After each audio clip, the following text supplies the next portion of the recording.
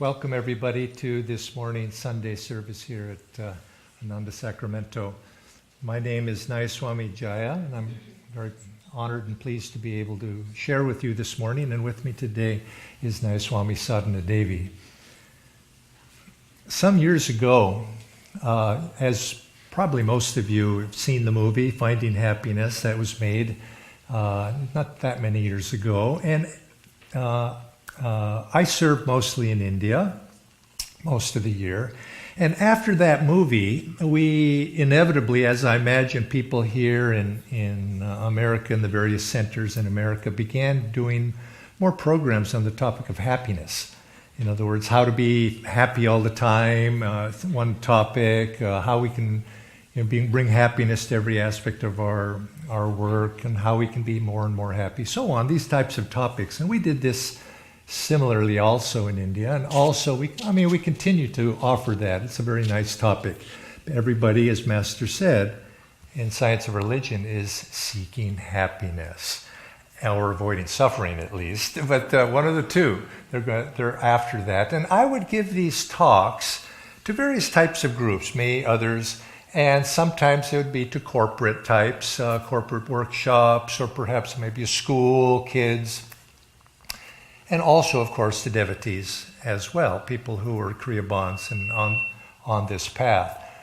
So I would, naturally, you cover the basic topics. Happiness is where it's not going to be found. You're not going to find pleasures and things and new cars and so on.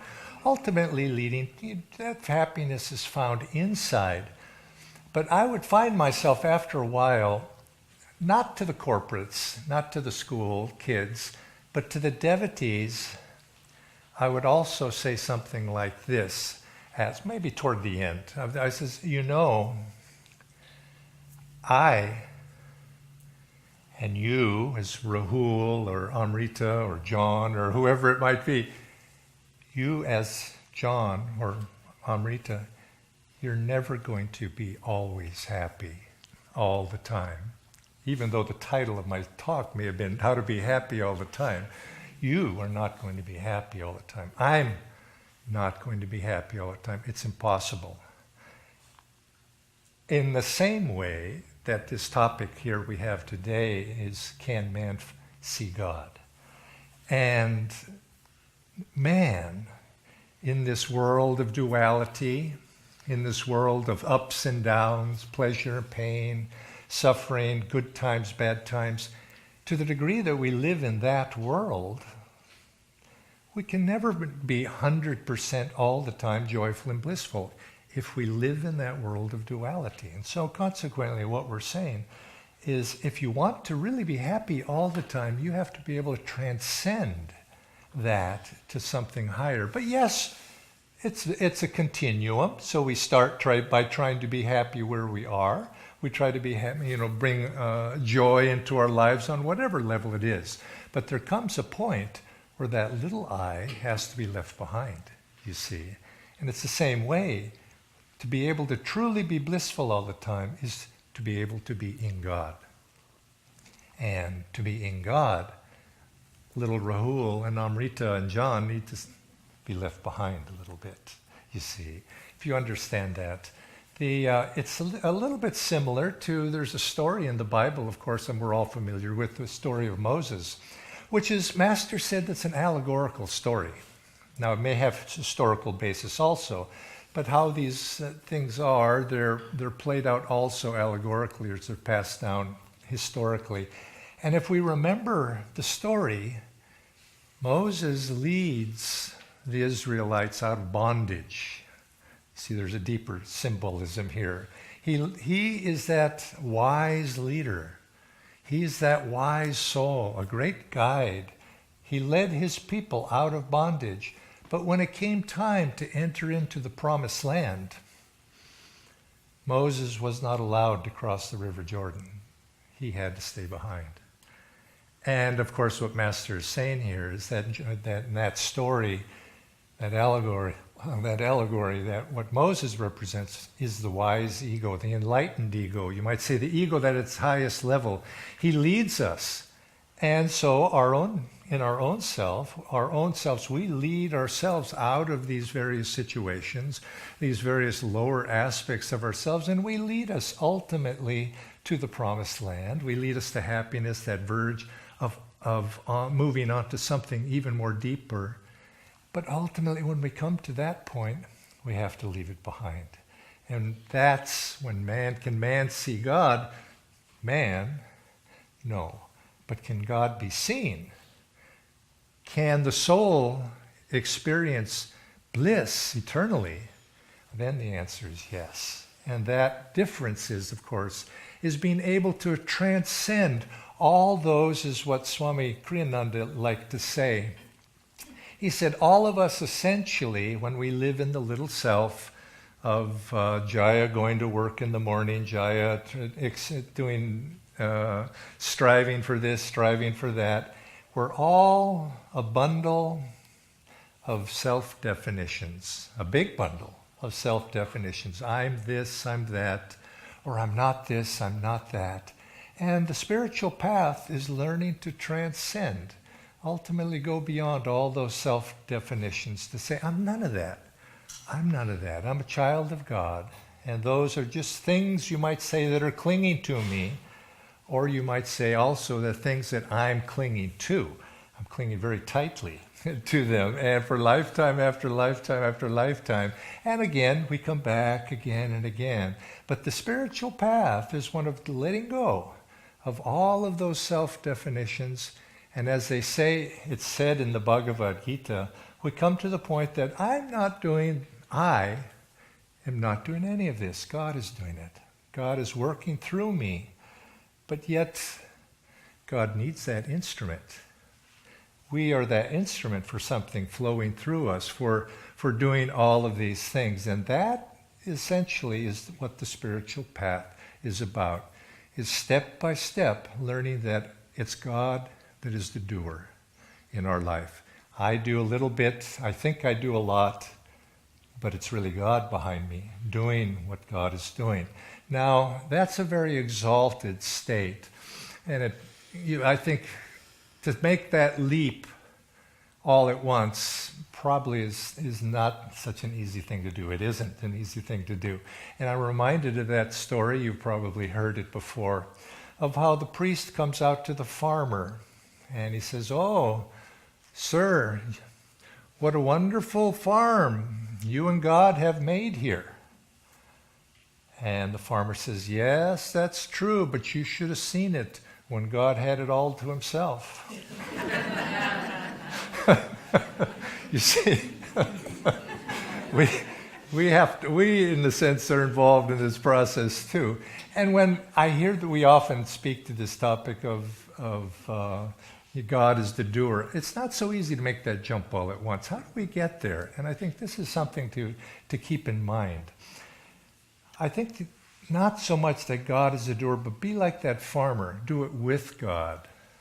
And I think in everything we do, if we take the approach of, I'm doing it with God. God's right here with me. God's right here beside me. And yes, ideally, I'm probably not supposed to be in the picture.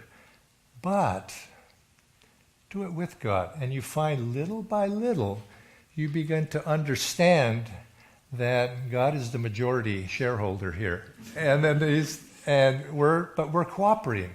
And we bring God into the picture. The most mundane things, the big things in life, the little things in life, feel that there's that companionship. And especially when you meditate with God. When you pray in God, as Master said to Oliver Black. Don't pray to God, pray in God. You're right there with Him. He's praying through you, you might even say. And you're being the instrument for that. And this is how you begin, in that process, you begin to attract divine grace into your life. You begin to become partners with the divine. There's a story I've been telling lately about an incident that happened to me in India that reveals something to me. A little point. I was staying in our ashram in Gurgaon for last year. I was staying there for about 5-6 weeks. Nayaswami Jaya, who normally is there, she was gone, and I was there. So I was running the ashram for her, taking care of it. And while I was there, I was also giving a class series in the local teaching center we have in that city. And so I gave the class. It was 4 weeks, 4-week class series. I gave the first class.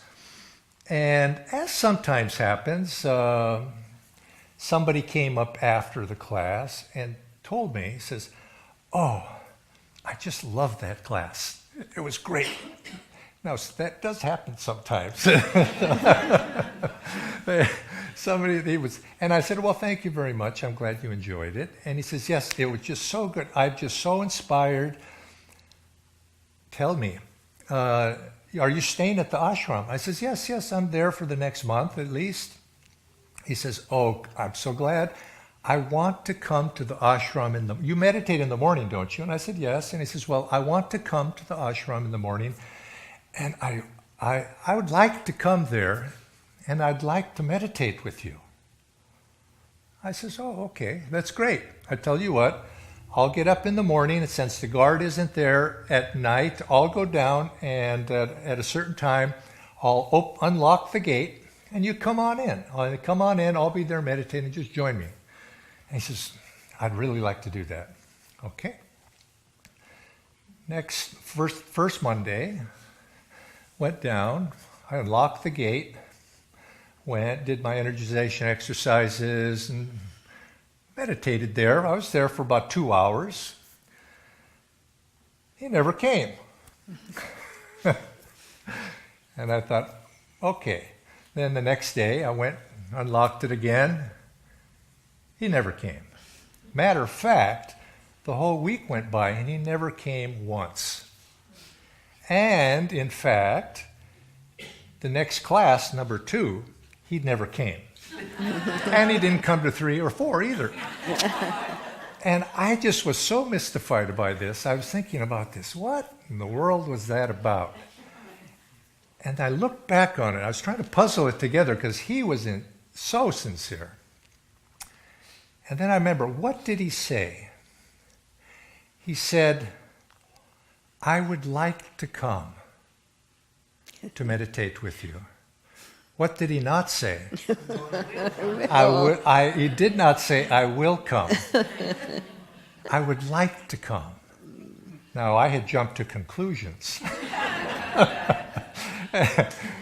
Which, I would like to come. What he was after the power that would allow him to get up in the morning to take up the spiritual quest of meditating. I want that power. In other words, power, Swami once defined grace as the power to rise spiritually. He wanted grace to come. And do not we all want grace in our life? He wanted grace to come and start a meditation practice, thinking, I suppose, with me. But he was not willing to initiate that grace, because grace comes, remember what Master said on the spiritual path? 25% our effort, 25% Guru's effort, 50% grace of God. But our grace has to come first, you see. We have to initiate that grace.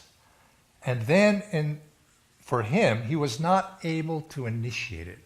Get up in the morning, probably, to initiate that grace. And so it is with all of our lives. We want grace to come and help us. We pray for that grace.